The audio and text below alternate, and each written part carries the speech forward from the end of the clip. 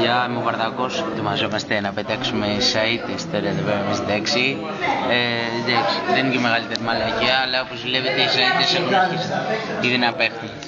Εδώ πέρα είναι ο οργανωτής της όλης ιδέας και από ό,τι φαίνεται θα πραγματοποιήσουμε Αράπο! Κοίτα το κόκκινο φωτάκι. Μου βάζα ήταν. Ωραία. Όταν είστε έτοιμοι, έτσι. Προς τα πού? Βγάλεις το βαρδάκι στο βλάκι.